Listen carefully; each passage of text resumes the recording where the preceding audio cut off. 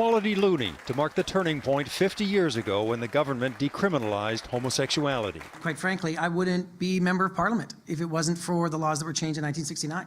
MP Randy Boissonneau, openly gay, says it's a milestone that changed lives, including his. I might be trying to avoid jail right now if those laws were still in the books. It was a shockingly bold declaration by then Justice Minister Pierre Trudeau. The state has no place in the bedrooms of the nation.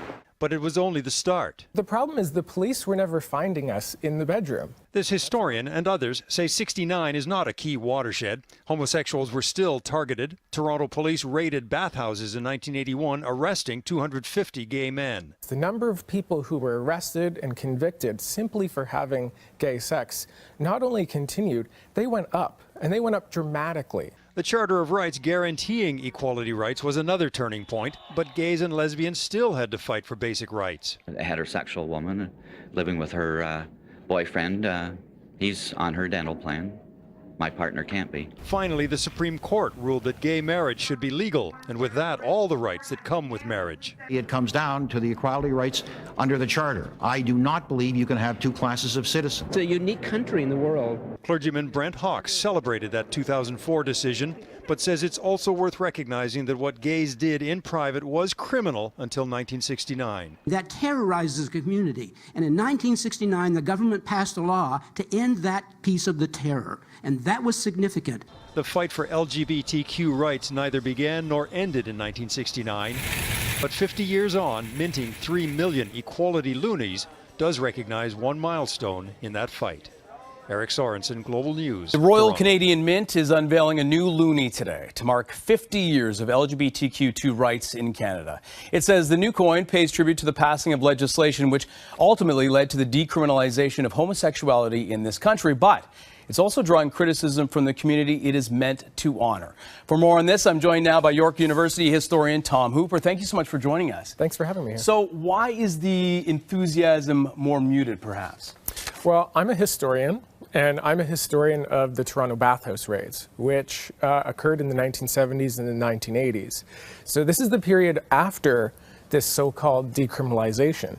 And one of the first research questions I had was, how do you have these mass arrests in an era after decriminalization? So I decided to take another look at what happened in 1969.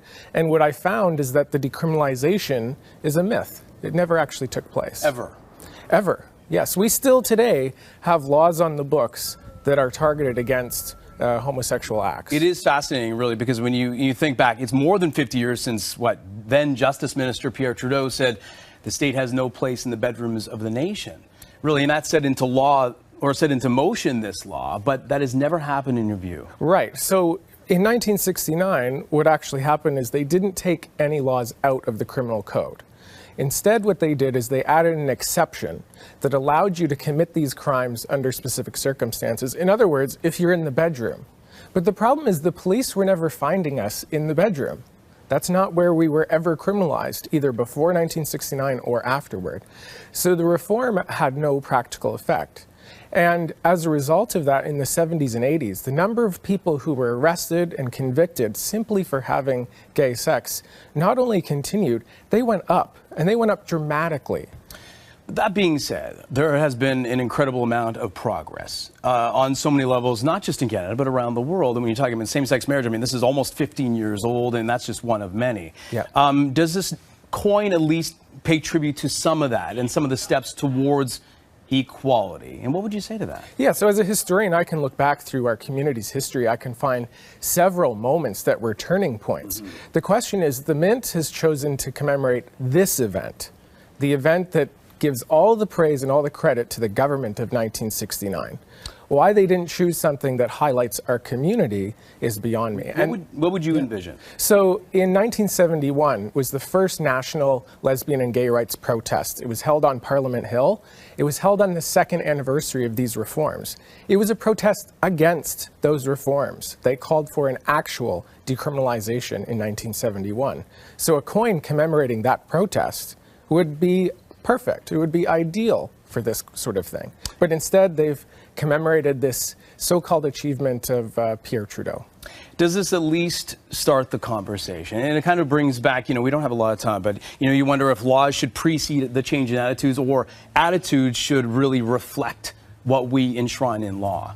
Yeah, so that's the other problem with this coin, is it assumes everything started in 1969 or in 1967 with Pierre Trudeau.